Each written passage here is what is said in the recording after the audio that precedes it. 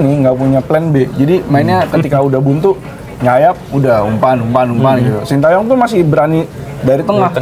Dari tengah masih ada variasi lah serangannya. Kalau kemarin mau susah bosan banget sumpah nontonnya. Kalau melihat round up atau summary lah dari kiprah Persija di Piala Presiden seperti apa? Tadi kan Baby bilang ada progres lah ya. Sintayong yang kita tahu ketika membela atau menangani timnas Indonesia tuh identik dengan pola 3 back, tapi di Persija dia berani pakai pola 4 back ya kan, dengan Karim Memia. Kalau dalam kondisi full tim tuh ada Karim Memia, di back tengah ada Pankov sama Kolinger, sedangkan di kiri ada ya Arhan sebenarnya. Tapi selain Arhan, selain Doni Triarhan siapa? Fajar sama Fajar Fatur Rahman, Ilham Rio Fahmi sempat yang Rio Fahmi beberapa kali jadi full back kiri kan. Padahal posisi aslinya sebagai full back kanan. Ganti-gantian. Nah, progresnya seperti apa melihat atau summary lah dari performa Persija di Piala Presiden kemarin? Summary-nya Sintayong sangat percaya sama Fabio di situ. Fabio itu salah satu pemain yang selalu main di semua match Persija selama Piala Presiden. Dan ya itu karena dia pemainnya kan dipakai di Piala AFF kemarin kan. Jadi ya belum bisa maksimal juga Sintayong buat ngeluarin performa Persija kemarin. Ya kayak itu. Kadang Fajar main di fullback kiri, Rio juga kadang main di fullback kiri. Jadi masih pergantian banyak, dan cuman yang gua lihat dari Sintayong sih ini. Sintayong masih mempertahankan tradisi Persija yang selalu memainkan pemain-pemain muda sih. Jadi gue berharap pemain-pemain muda Persija, bibit-bibit unggul dari Persija dikasih kesempatan banyak di Super League nanti. Jadi ya supaya bisa ada regenerasi aja. Dan kemarin ya Dennis dikasih kesempatan, terus ada kiper Persija tuh selain Sapik kemarin dikasih kesempatan juga, dia dikasih kesempatan juga. Terus ada Arliansyah juga di situ makin percaya diri. Ya itu. Lagi-lagi emang pemain butuh jam terbang, apalagi pemain muda butuh banget pertandingan. Game pertandingan tuh sangat bermanfaat banget ya. Gue berharap Sintayong bisa ngasih itu juga di Super League nanti. Tapi lu melihatnya yang pasti ada progres. Ada progres banget. Ada progres yang positif. Dan tinggal kita lihat nanti gimana ketika kompetisi udah dimulai. Gimana Pak soal progres Persija di Piala Presiden kemarin? Menurut gue menjanjikan ya. Kalau melihat bagaimana gaya mainnya Persija di bawah Sintayong ya. Ketika melawan tim yang lebih bagus aja kayak misalnya lawan Persib, Persija berani ngelawan tuh, berani pegang bola lah, berani mempertahankan filosofi apa yang dipengen Sintayong. Jadi menepis lah kekhawatiran yang bilang Sintayong bakal main bertahan kayak timnas. Enggak. Jadi buat yang mungkin merasa Sintayong selama ngelatih timnas main bertahan, enggak. Sintayong menyesuaikan dengan kekuatan yang ada dan juga lawan gitu. Kekuatannya segini, ya mainnya begitu. Masa ya kekuatannya bagus mainnya jelek? Maksudnya pakai taktik yang negatif kan nggak mungkin. Jadi ketika dia di Persija dengan lebih banyak keleluasaan mungkin dari manajemen, dia bisa meramu formasi, meramu taktik yang lebih menyerang, yang lebih enak buat dilihat. Gue sangat senang melihat Witan setidaknya di Piala Presiden balik lagi ke Witan yang kita kenal. Kayak dia hidup lagi di bawah tangannya Sintayong. Jadi dan juga pemain muda kayak Dia Syahid, Agi Firmansyah, Vigo Dennis, Arliansyah Abdul Manan, Hafiz Rizkianur, ada Victor Detan juga bisa nyetak gol 2-1. Pokoknya itulah.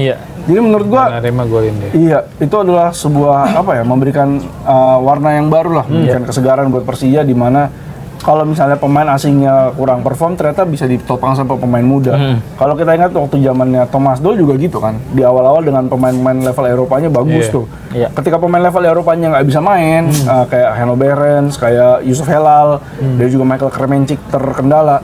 Ternyata pemain lokal dan pemain mudanya bisa bantu step up gitu. Persija bisa peringkat 2 atau peringkat 3 kalau nggak salah waktu zaman peringkat 2 di bawah PSM.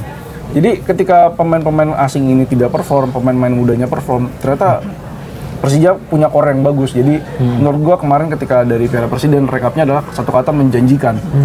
Menjanjikan juara belum tentu, bisa aja cuma runner up nih.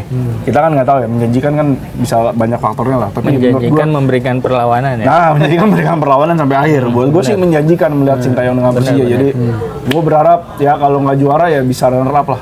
Lebih baik dari musim lalu paling nggak.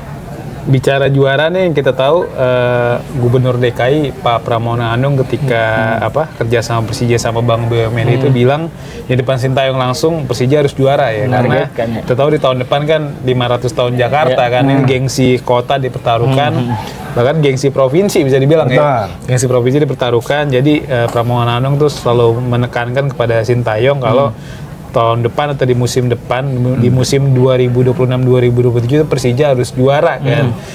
Nah, kalau misalnya memang nggak juara, seperti apa nih konsekuensi yang diterima Sintayong? Kalau menurut lo, apakah Sintayong tetap dipertahankan untuk musim baru? Misal kita ambil asumsi runner up lah. Runner up itu berarti kan lebih baik ketimbang posisi sebelumnya. Ketika di bawah asuhan Mauricio Sousa kan Persija cuma peringkat 3. Tapi kan ini di bawah asuhan Sintayong dengan dana transfer yang mungkin lebih mahal mungkin ya, karena kita nggak tahu kan di Liga Indonesia transfer tertutup kan. Beda sama Eropa, kita tahu harga transfernya mayoritas pemain itu kita tahu lah, misal kayak terbuka kayak misal Liverpool datang Victor Munoz dari Osasuna, kita tahu tuh 35 juta euro gitu. Kalau di Indonesia kan nggak ketahuan. Kalaupun ada uang transfer itu tertutup kan. Jadi kita nggak tahu biaya transfer Persija di musim ini lebih tinggi atau enggak ketimbang musim lalu. Nah, kalau misalnya ternyata runner up gitu, tapi di saat bersamaan Sintayong punya kontrak 2 tahun plus 1, berarti kan kalau 2 tahun aja dia punya kontrak berarti sampai 30 Juni 2028 kan. Nah, di tahun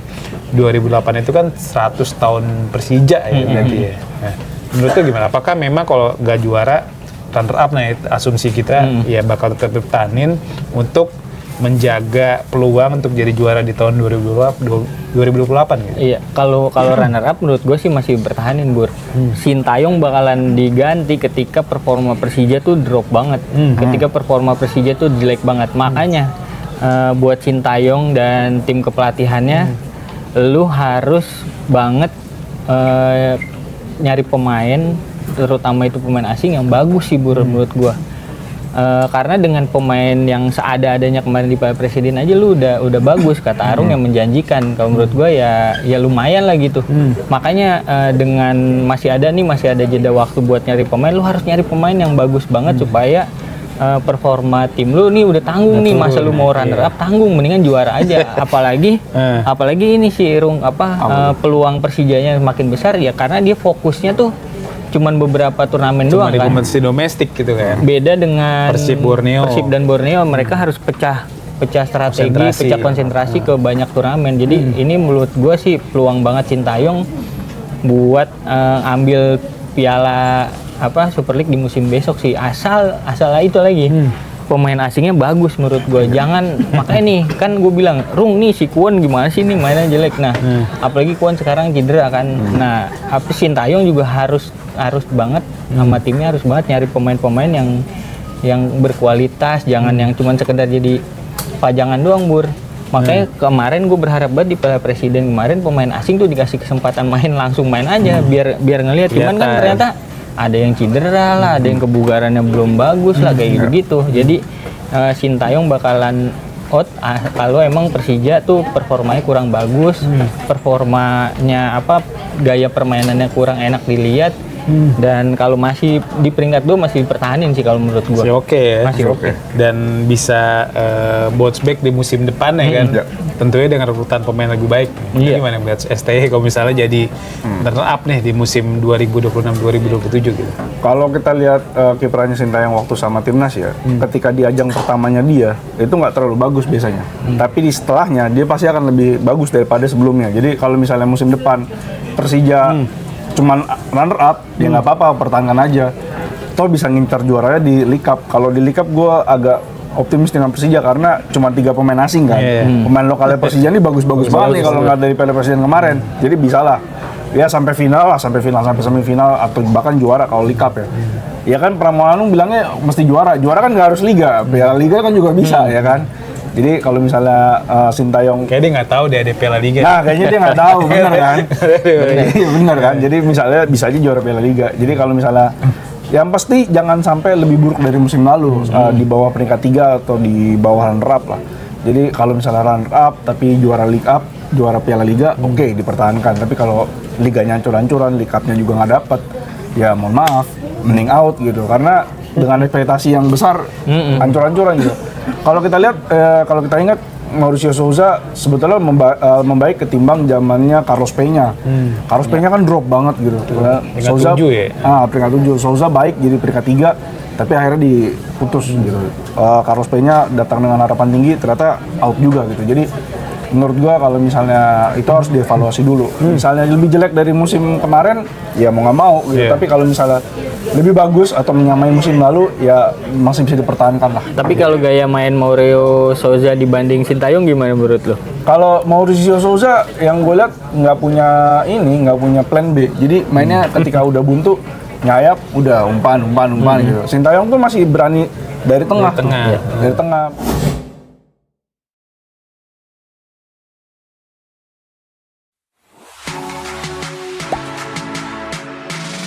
Gak sempet baca?